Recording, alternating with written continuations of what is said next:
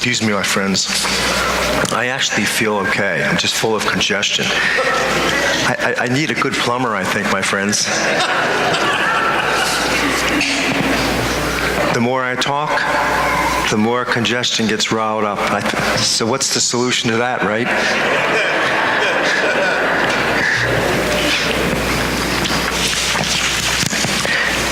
You know, there's a simple little phrase in today's gospel.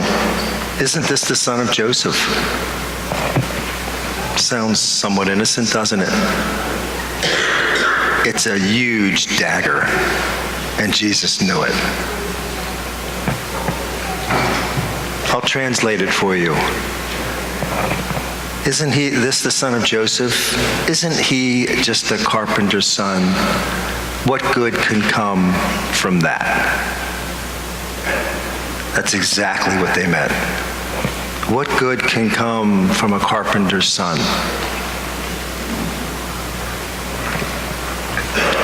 A young man was at school one day and someone said to him, "Your hair shows a person's character,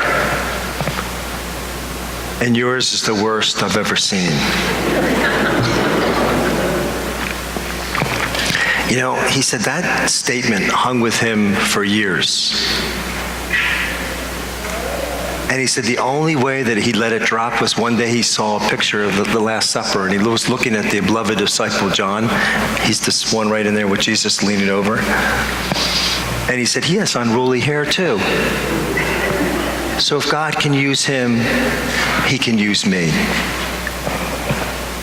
He was a concert pianist by the age of 30, an eminent scholar, and a college president. He'd later leave it all behind to become a famous missionary in Africa. His name was Albert Schweitzer. But he said it's amazing what one little comment can do to you. You have unruly hair, you're too heavy, you're too short, you're too dumb, you'll never amount to anything. It's amazing what a simple little phrase can do to our psyche, isn't it? It's devastating. A politician went to a farmer and he said, you know, I've tried so hard. He said, the harder I try, the more people seem to criticize me. He said, they criticize me for everything I say and do.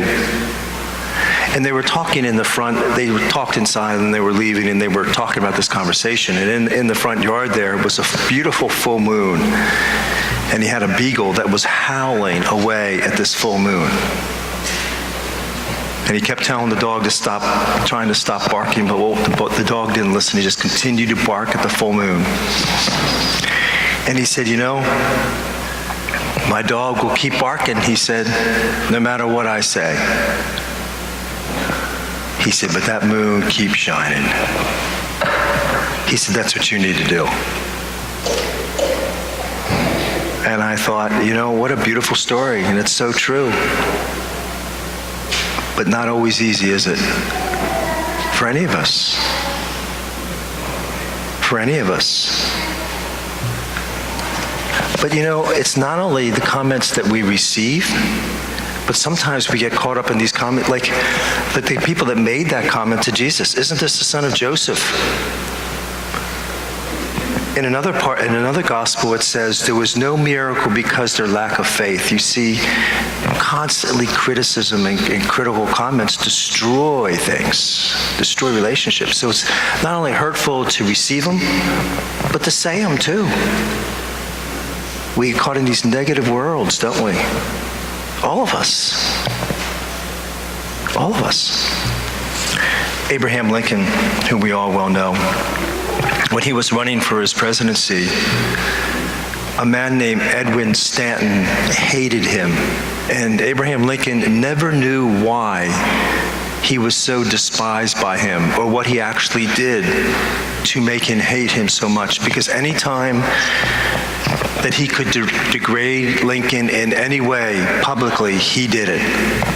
He did it, and it was constant. It was constant.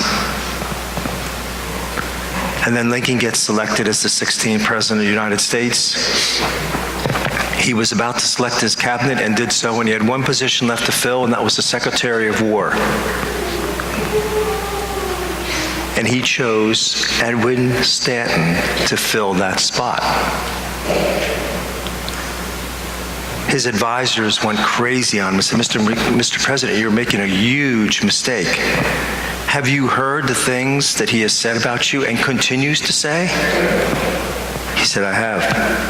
He said he's going to sabotage your entire presidency and your programs. Have you thought this through? They asked him. He said, I have. He went ahead and appointed him. And a few years later, of course, Lincoln was assassinated. And there was all sorts of wonderful things said about President Lincoln. But there was a comment standing near that casket that one day that Stanton was, and he said, you know, this is probably one of the greatest men that ever lived. He belongs to the ages, Edwin Stanton said.